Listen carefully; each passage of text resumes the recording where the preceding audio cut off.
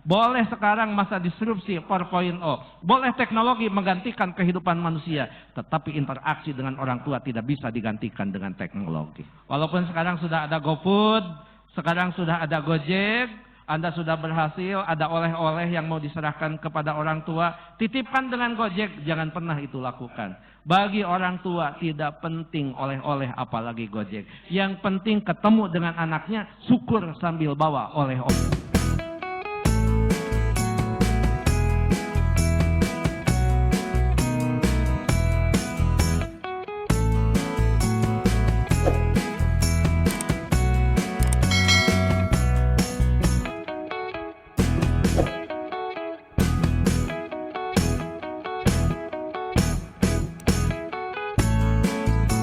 Bismillahirrahmanirrahim. Assalamualaikum warahmatullahi wabarakatuh.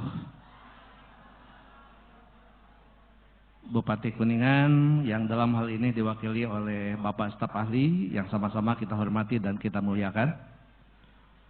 Ketua Yayasan Badan Pembina Pengawas Yayasan Pendidikan Bakti Husada Kuningan yang sama-sama kita hormati. Ketua Senat beserta seluruh anggota Senat Stiku Kuningan, Pak Ketua, Wakil Ketua, Ketua Prodi, Ketua Lembaga dan Satker Stiku Kuningan yang saya hormati, Ketua Aptisi Rayon 3 Wilayah Ciayu Majakuning yang saya hormati, Bapak Ibu undangan baik sipil maupun militer, organisasi profesi baik di wilayah Kuningan, Jawa Barat, termasuk mitra Stiku Kuningan, Kepala Rumah Sakit dan seluruh undangan yang tidak bisa sebutkan satu persatu yang saya hormati, Bapak Ibu, wisudawan wisudawati yang berbahagia, dan saudara-saudara para wisudawan wisudawati yang saya banggakan. Alhamdulillahirabbil alamin wa bihi nasta'inu ila umuri dunya waddin. Wassalatu wassalamu ala sayyidina mursalin wa ala alihi washabihi ajmain. Asyhadu an la ilaha illallah wahdahu la syarikalah wa asyhadu anna Muhammadan abduhu wa rasuluh. A'udzubillahi minasyaitonirrajim. Yarfa'illahu ladina amanu minkum waladina utul ilma darajah. Puji syukur kita panjatkan kehadirat Allah Subhanahu wa taala. Alhamdulillah, sejak saya diangkat jadi koordinator, kemudian berganti nama menjadi Kepala LL Dikti Jawa Barat dan Banten, untuk yang kedua kali saya menghadiri wisuda di Stiku, menjadi sebuah momen yang sangat penting, bukan hanya menghadiri memberikan sambutan, tapi sama-sama mensyukuri anugerah yang terindah putra-putri kita pada hari ini di wisuda, dan mudah-mudahan senantiasa mendapat bimbingan dan ridho Allah Subhanahu wa taala. Amin. Salawat dan salam mudah-mudahan senantiasa tercurah pada junjungan kita Nabi besar Muhammad sallallahu alaihi wasallam, pada keluarga, sahabat, dan mudah-mudahan sampai kepada kita yang senantiasa istiqomah mengikuti ajarannya sampai akhir zaman nanti. Amin. Bapak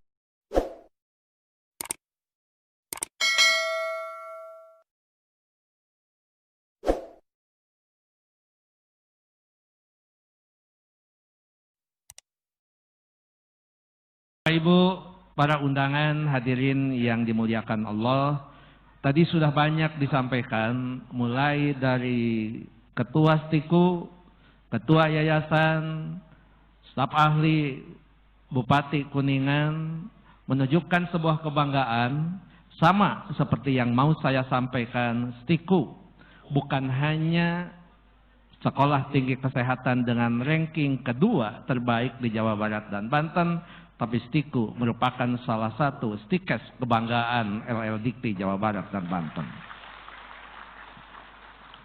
Yang kedua, perlu ditegaskan dan perlu disampaikan, terutama kepada ibu bapak, orang tua wisudawan wisudawati, bukan hanya tidak salah menitipkan anak-anak kita ke Stiku, tetapi saya ingin memberikan sebuah penegasan, ijazah yang sudah diterima oleh putra-putri kita bukan dinyatakan sah saja secara hukum, tetapi diakui oleh masyarakat karena berasal dari program studi yang terakreditasi sangat baik. Mudah-mudahan prestasi kinerja yang sudah ditunjukkan oleh Sivitas Akademika Kuningan tidak sampai pada sebuah sifat lelah untuk berprestasi. Kenapa? Karena ke depan tantangannya masih luas, saya mendorong silahkan saja Stikes nanti berubah bentuk, tidak cukup jadi Stikes, bisa menjadi institut kesehatan, satu saat bisa berubah menjadi universitas, tetapi satu hal yang perlu diingatkan. Satu, guru besar itu adalah langkah pertama. Yang kedua adalah lektor kepala. Sebanyak-banyaknya dosen, manakala lektor kepala tidak ada, apalagi guru besar tidak ada, maka kita hanya menggenggam angan yang tidak pernah tercapai pada saat kita tidak bekerja keras. Jadi saya berharap betul-betul, satu, akreditasi sudah bagus, sangat baik, memiliki daya saing ketercapaian nasional, tetapi boleh kampus ini ada di kampung, tapi harus memiliki sifat sebagai orang yang bisa mengalahkan orang-orang di tengah kota. Kenapa itu harus saya lakukan? Kenapa? Karena saya berdiri di sini merupakan orang yang bisa mewakili wujud sebagai orang kampung yang memang ditugaskan di tengah kota. Saya ingin katakan kepada Bapak Ibu semua, anak-anak kita boleh dilahirkan di kampung, boleh anak-anak kita dilahirkan di kaki gunung, tetapi dia harus memiliki semangat, spirit, motivasi, daya juang, dan bagaimana meraih sebuah cita, bagaimana kita hidup di kota. Dengan cara seperti itu, saya ingin mengatakan, orang kampung itu tidak punya hak untuk gagal, tapi punya hak untuk sukses. Orang kota tidak punya hak saja untuk sukses, tapi kemungkinan akan menjadi gagal. Kenapa? Kesuksesan kegagalan kita bukan tergantung esok hari, tapi bagaimana Anda memetakan kesuksesan pada hari ini setelah diwisuda. Oleh karena itu tentu saya ingin mengatakan kepada Anda semua, mohon maaf, bukan tidak menghargai IPK yang tertinggi, bukan tidak menghargai perjuangan yang Anda lakukan, tapi ingat, ini adalah sebuah awal perjuangan. Bukan ending point dari sebuah perjuangan, tapi ini merupakan entry point dari sebuah perjuangan. IPK yang tertinggi belum tentu menentukan kesuksesan masa depan. Apalagi IPK yang terendah. Iya. Saya tahu kalau saya mengatakan dua hal itu di setiap saya sambutan wisuda, banyak yang tepuk tangan kalau saya bicara IPK tertinggi belum menentukan kesuksesan, maka saya juga masih mengingatkan, anak-anak kita masih banyak IPK-nya yang rendah. Iya. Kenapa? Kalau mereka tidak tepuk tangan, berarti berpikir IPK saya tinggi belum tentu menentukan kesuksesan, sehingga apa yang harus lakukan? Paduan suara tadi mengatakan, Kuningan apa? Tekar. Kuningan itu identik dengan kesundaan cager, bager, bener, pinter, singer, jeung wanter. Orang Kuningan boleh kecil sebagaimana kuda Kuningan, tetapi tenaga dan cita-citanya harus tinggi sebagaimana siku yang ada di Kuningan. Iya. Oleh karena itu tentu pembeda dari seorang yang sudah wisuda bukan hanya terletak pada pakaian toga yang Anda gunakan. Saya selalu mengamanatkan hati-hati kalau Anda wisuda, toga boleh dipakai, sampai dipoto bersama dengan keluarga di area view yang indah ini, tapi tolong Anda jangan menggunakan toga di saat jalan-jalan di Kuningan. Ya. Kenapa? Karena orang sekitar akan mengatakan, oh ternyata sekarang di Kuningan dengan motekarnya banyak anak TK yang sudah lanjut usia. Saudara-saudara yang saya banggakan, kreativitas, critical thinking, inovasi yang kita bangun, termasuk bagaimana kita tidak mengeluh di saat menghadapi setiap permasalahan, maka itu akan menjadi modal utama kesuksesan masa depan. Mungkin kita waktu kuliah kadang-kadang terusap setan, pada saat diberikan tugas oleh dosen selalu bertanya kepada yang lain, pada saat ujian tengah semester selalu kita ingin melirik ke sebelah kanan, kadang-kadang kita tidak kuat menahan untuk melihat ke sebelah kiri. Kadang-kadang kita juga noel kanu diharap, bahkan yang di belakang lembaran kerjanya kita ambil. Iya, pada saat Anda diumumkan sebagai lulusan yang terbaik, dengan yudisium pujian minimal sangat puas, maka kebanggaan itu tidak akan ada pada diri kita. Yang ada adalah cemoohan orang lain. Uman Soherman, wisudawan terbaik, dengan yudisium pujian, maka orang tidak akan tepuk tangan, yang ada hanya mengatakan, we. Kenapa we? Karena orang-orang tahu dia punya IPK diambil, didapat dari subsidi silang. Kenapa subsidi silang? Ya tadi itu.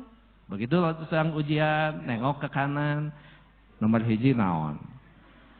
A. Nomor 2, B. Nomor 3, acan. Tong amek atuh ya acan mah. Melong ke sebelah kenca.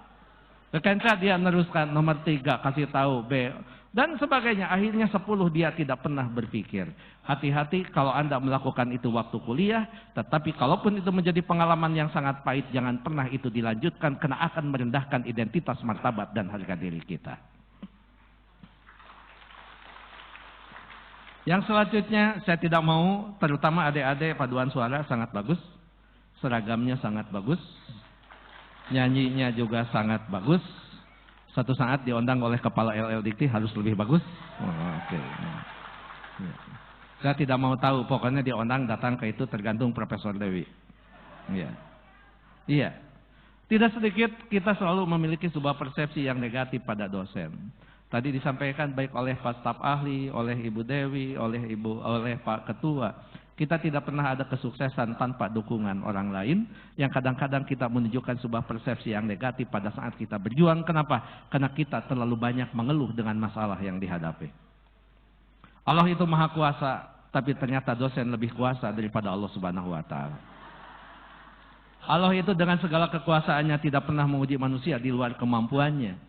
Anda berpendapat hanya dosen stiku yang bisa menguji mahasiswa di luar kemampuannya. Tolong ingat, kalau Anda masih punya persepsi begitu, cepat minta maaf dan istighfar. Iya, kenapa? Tidak ada dosen yang punya hati untuk mendolimi mahasiswanya. Sekeras apapun tugas yang diberikan, sesulit apapun soal yang diberikan, pada saat Anda belum menunjukkan hasil, dosen lebih bijaksana memberikan remedial. Iya, iya kan? Sampai Anda sekarang di wisuda, hati-hati. Jangankan esok hari, setelah Anda keluar dari tempat ini, Anda tadi dikatakan bukan lagi menjadi mahasiswa, tapi sebagai anggota masyarakat. Di situ siapa yang menilai? Bukan dosen yang memberikan remedial, tetapi masyarakat akan memberikan evaluasi lebih kejam daripada seorang dosen. Kalau Anda bagus, orang tua Anda bagus, alma mater Anda bagus, maka masyarakat pun terkontribusi Anda sebagai orang yang bagus. Karena itu, ketawaduan bukan ego yang dicunjung, tetapi kalau Anda ingin dicintai Allah Azza wa Jalla, maka ilmu yang didapat yang dilandasi dengan sebuah keimanan bukan hanya mengantarkan Anda sebagai orang yang punya derajat lebih tinggi dari sebuah kaum, tetapi Anda akan dicintai Allah Azza wa Jalla karena Anda memiliki sifat khairunas anfa'uhum linas. Ilmu yang besar, ilmu yang tinggi, manfaatkan untuk kemaslahatan umat. Jangan pernah sekali-kali Anda sebagai anggota masyarakat yang senantiasa memanfaatkan umat untuk kesejahteraan diri sendiri. Kalau itu yang terjadi, maka Bapak Dunia Pendidikan akan menangis karena Anda hanya bisa memanfaatkan gelar yang ada, tapi tidak memberikan kontribusi untuk kemajuan bangsa. Anda perlu bersyukur sebagai bagian kecil dari masyarakat Indonesia yang mencicipi perguruan tinggi. Kenapa? 63% bangsa Indonesia belum mencicipi perguruan tinggi. Karena itu saya mengucapkan selamat dan terima kasih kepada semua pihak yang sudah memberikan kesempatan dengan cara memberikan beasiswa supaya anak kita terdidik. Sekarang rasa syukur itu tidak cukup dengan cara seperti itu. Tunjukkan kepada masyarakat kalau kita adalah masyarakat yang terdidik. Bagaimana masyarakat yang terdidik? Tunjukkan cara pandang ke depan bagaimana membangun bangsa ini. Yang paling tidak, tunjukkan perilaku yang terbaik di hadapan masyarakat, walaupun kita belum bisa memenuhi semua ekspektasi dan harapan masyarakat. Paling tidak, orang-orang akan selalu bertanya. Karena Anda menunjukkan perilaku luar biasa, mereka akan bertanya, Anda lulusan sekolah mana? Jawab, Stikes Kuningan. Bukan hanya yang sudah diwisuda, termasuk Anda yang mahasiswa. Anda punya tanggung jawab bagaimana membesarkan alma mater. Tidak usah meminta brosur kepada Pak Ketua. Tidak usah meminta spanduk kepada Ketua Yayasan untuk dibentangkan kalau stiku itu ada. Cukup perilaku, tunjukkan yang terbaik di hadapan masyarakat. Mereka akan menjadikan stiku sebagai rujukan untuk mengembangkan potensi anak bangsa, khususnya di Kuningan dan sekitarnya. Oleh karena itu, dari perilaku yang paling kecil tolong, kalau Anda bawa motor, jangan sampai sen ke sebelah kanan, belok ke sebelah kiri. terutama ibu-ibu.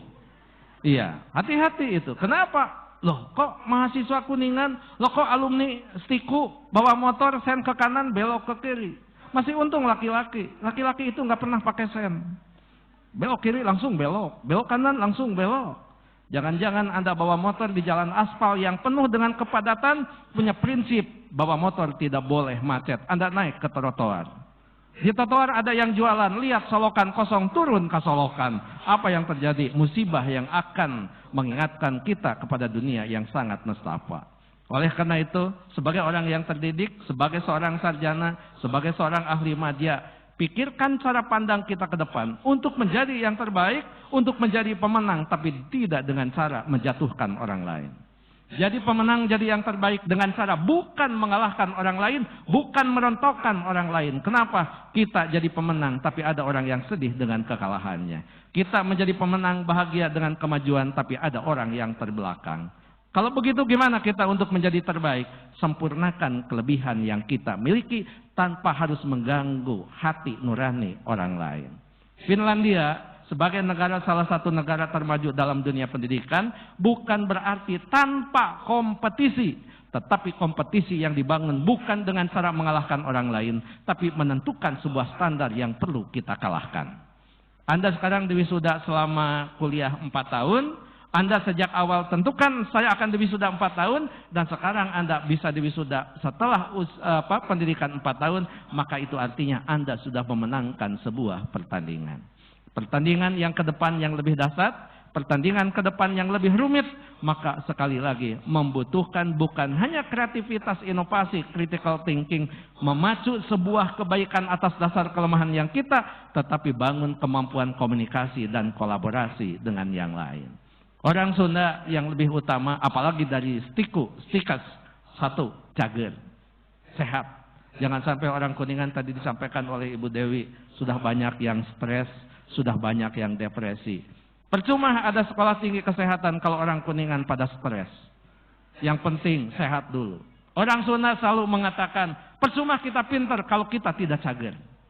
Yang kedua, percuma Anda pintar kalau Anda tidak bager. Cager, bager. Apa bager? Bager sesuai dengan harapan kedua orang tua kita menjelma sebagai investasi dengan sebuah sifat dan sikap qurrata a'yun. Orang tua selalu berdoa untuk kita. Rabbana hablana min azwajina wa dzurriyyatina qurrata a'yun. Jadilah anak yang membuat telinga kita dingin, jadilah anak yang membuat mata orang tua berbinar-binar. Kenapa? Karena dia tidak pernah mendengar kejelekan anaknya dan dia pun tidak pernah melihat kejelekan anaknya. Bager. Yang ketiga apa? Benar. Percuma pintar kalau tidak benar. Koruptor yang terbanyak di Indonesia bukan mereka orang-orang bodoh, tapi mereka adalah orang-orang yang pintar tetapi tidak dibangun dengan sebuah sikap kebenaran, ketaatan, disiplin, etos kerja. Yang pada akhirnya pada hari ini di wisuda, katakan saja a'udzubillahi min dzalik, satu saat kita disorot oleh kamera dengan pakaian berwarna oranye, a'udzubillahi min dzalik. Kalau sudah begitu, tidak akan ada yang mengakui kalau kita pernah jadi mahasiswanya. Tidak akan mengakui kalau kita adalah bagian dari keluarganya. Beda dengan orang yang qurrata a'yun, beda dengan orang yang punya ketaatan, disiplin, dan etos kerja yang tinggi. Yang terakhir, cager, bager, benar, pintar, baru pintar. Tetapi tolong ingat, orang yang pintar belum tentu beruntung, akan terkalahkan oleh yang cerdas. Walaupun kita pintar, kalah oleh yang cerdas. Tetapi ingat juga, orang yang cerdas belum tentu kita sukses. Orang yang cerdas akan terkalahkan oleh orang yang beruntung. Jadi, jadilah orang yang beruntung. Bagaimana kita meraih keberuntungan? Tidak bisa kita singular tanpa paralel membangun sebuah kinerja kolaborasi dengan yang lain. Siapa mereka? Terutama para dosen, para guru, dan kedua orang tua kita. Tidak akan ada anak yang sukses kalau tidak didoakan oleh orang tuanya. Tidak akan ada anak yang sukses kalau dia tidak menunjukkan penghargaan dan kebahagiaan untuk kedua orang tuanya. Oleh karena itu, kalau Anda punya sikap seperti itu, sadari betul, ikhlaskan dalam diri kita, ijazah yang kita terima hari ini, toga yang Anda gunakan pada hari ini, hakikatnya adalah penghargaan untuk kedua orang tua kita. Oke. Yang tepuk tangan itu yang paduan suara. Saya tidak mendengar tepuk tangan yang di wisuda. Kenapa saya mewajibkan begitu? Ingat, kalau Anda seorang suami, tidak mungkin sekarang diwisuda, bahkan kuliah, kalau tidak ada doa istri Anda. Anda seorang istri, tidak mungkin sekarang Anda diwisuda, bahkan kuliah, kalau ridho suami tidak ada. Nah, Anda sebagai seorang anak,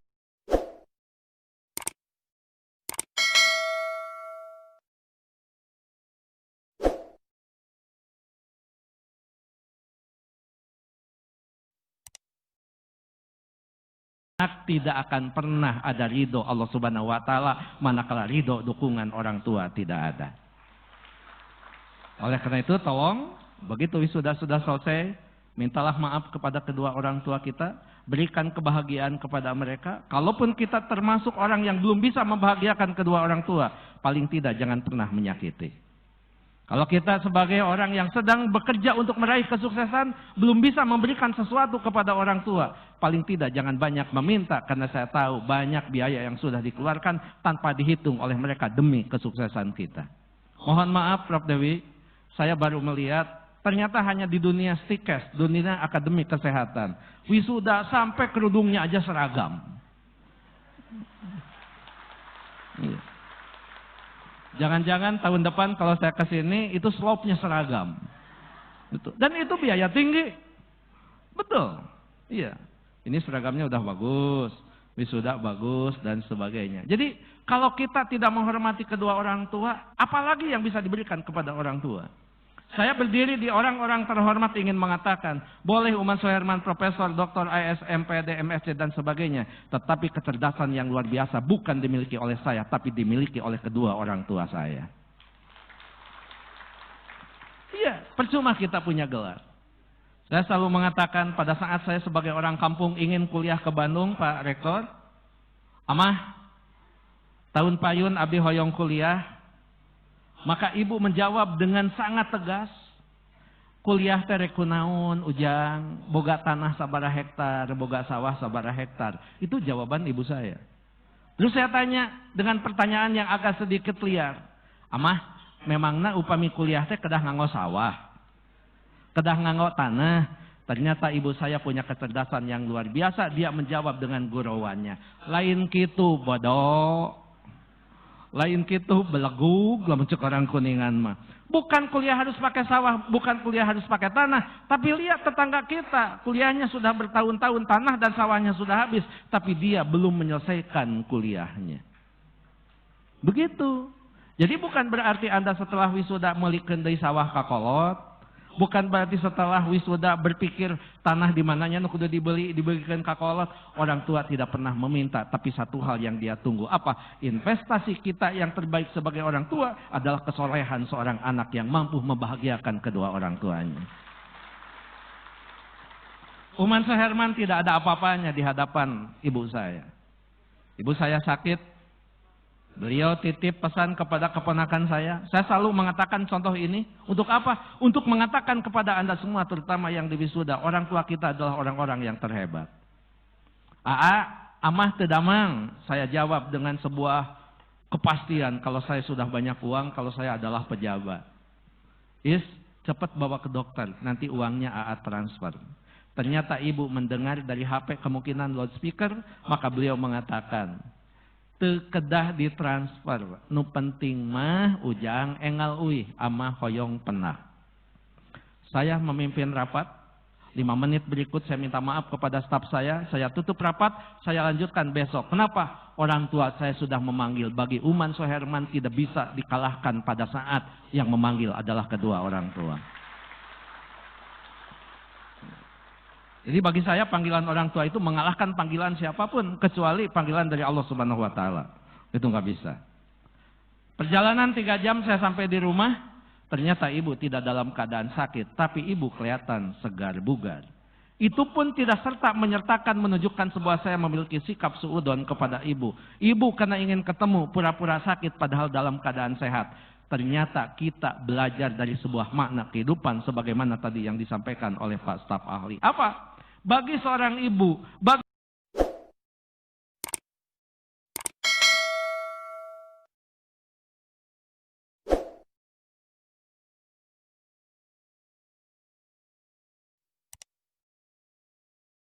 bagi seorang bapak, pada saat dia sakit bertemu dengan orang yang ditunggu, maka obat dari dokter bukan menjadi nomor yang utama, nomor yang lain.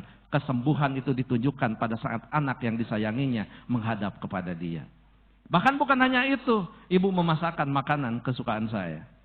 Sayur kacang merah, belum petai, pedak goreng, sambal tarasi, boleh dicoba setelah wisuda. Itu malam hari dimasak oleh ibu, setengah 12 malam saya disediakan makanan begitu.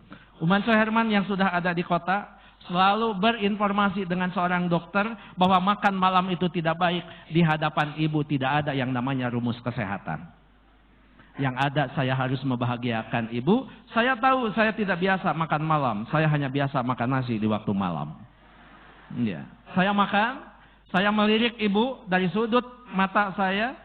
Ibu kelihatan berbinar-binar. Kenapa? Ada sebuah kebahagiaan pada saat seorang ibu memasakkan untuk anaknya, kemudian anaknya tanpa berargumentasi makan. Jadi tolong, kalau dengan ibu, dengan bapak, sepinter apapun ada, jangan pernah mengatakan.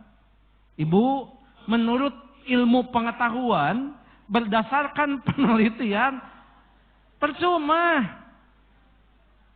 Kalau kita ahli hukum, ibu, ini menurut pasal sekian, jangan dipakai itu pasal kalau ke ibu.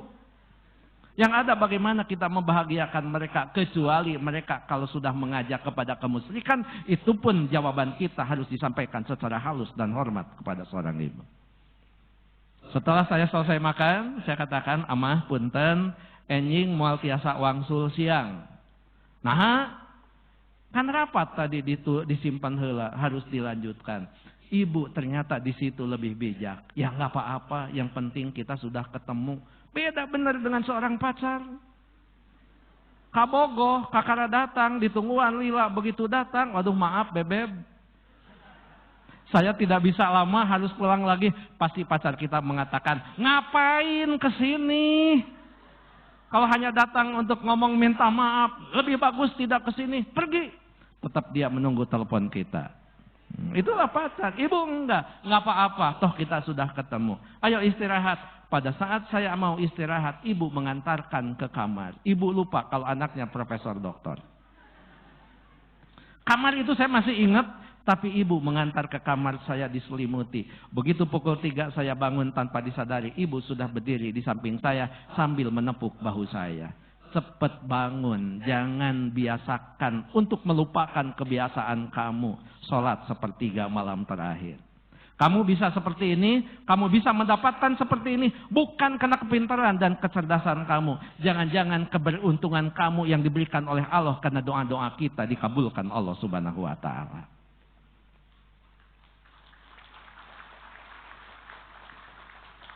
Jadi tolong, bukan berarti wisuda itu selesai semuanya. Bukan berarti wisuda itu selesai semuanya.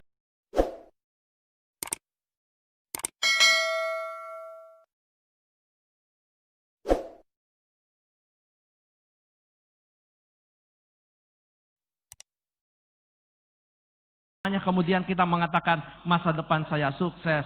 No, not yet. Belum. Kita perlu berupaya. Dan upaya kita tidak cukup dengan ikhtiar jungkir balik tanpa disempurnakan dengan doa. Ud'uni astajib lakum, kata Allah. Kau berdoa akan aku kabulkan. Tinggal bagaimana kita memilih kapan doa itu disampaikan dan dengan cara apa kita menyampaikan doa itu. Setelah sholat malam selesai, ibu masih bertanya, nanti kamu sholat subuh di mana? Kalau pulang sebelum sholat subuh, saya dijawab dengan bahasa yang datar. Ya nanti di jalan. Ternyata ibu punya kritik yang sangat kuat. Ulah sholat di jalan, katabrak mobil.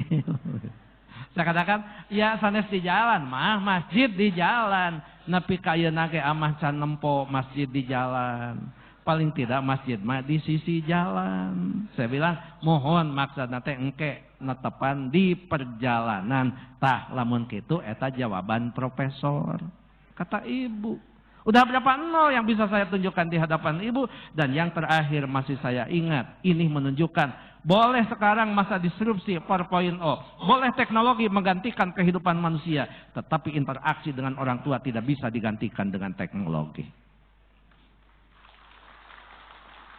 Jadi jangan cukup kalau orang tua mau ketemu, nah ketemu, aduh mah sibuk, video call aja ya mah. Yakin gak orang tua kita bisa video call? Atau pakai WA aja mah? Atau mah pakai email? Atau pakai Facebook? Iya, pakai Facebook, pakai WA, pakai Line, pakai Telegram dan sebagainya. Hilangkan itu semua pada saat kita berinteraksi dengan ibu. Amah, maaf, saya mau pulang. Punten tadi henteu cios transfer karena amah mengatakan teu kedah. Apa jawaban ibu dengan bijak? Nya rek naon transfer? Mana? Iya, ngapain harus ditransfer pada saat orang yang transfer sudah ada di hadapan ibu? Disitulah saya menunjukkan saya tidak secerdas seorang ibu. Gitu. Mestinya saya sampaikan, amah punten tadi henteu transfer teu disangakeun kontan gitu. Maka ibu mengatakan mungkin jawabannya akan beda. Rek nanaonan tong kikiran jeung amah manupang geus panggih oge geus untung teu kudu barang bere. Zoom teuneun we di ditu dina luhur meja. Nah, kalimat yang sangat cerdas dan sebagainya. Jadi tolong nanti walaupun sekarang sudah ada GoFood, sekarang sudah ada Gojek, Anda sudah berhasil, ada oleh-oleh yang mau diserahkan kepada orang tua, titipkan dengan Gojek, jangan pernah itu lakukan. Bagi orang tua tidak penting oleh-oleh apalagi Gojek. Yang penting ketemu dengan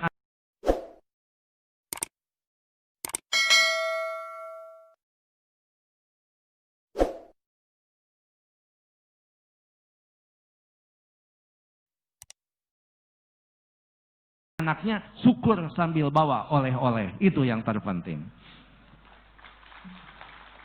Bapak Ibu hadirin yang berbahagia, saya pikir itu yang perlu saya sampaikan. Jadi selain ucapan selamat, terima kasih kepada Stiku yang sudah menunjukkan kinerja yang terbaik untuk membangun bangsa ini.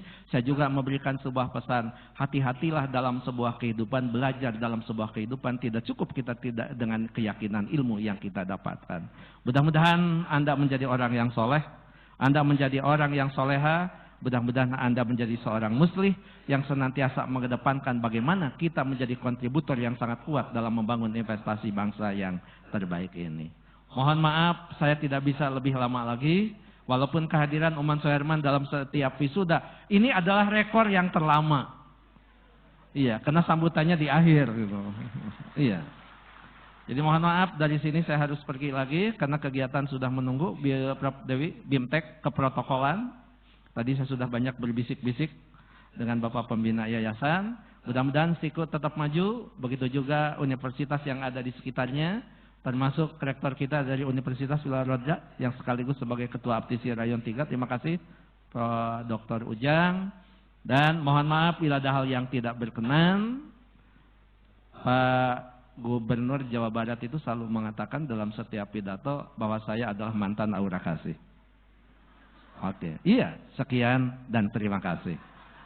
Terima kasih untuk semuanya. Mohon maaf, billahi taufiq wal hidayah. Wassalamualaikum warahmatullahi wabarakatuh.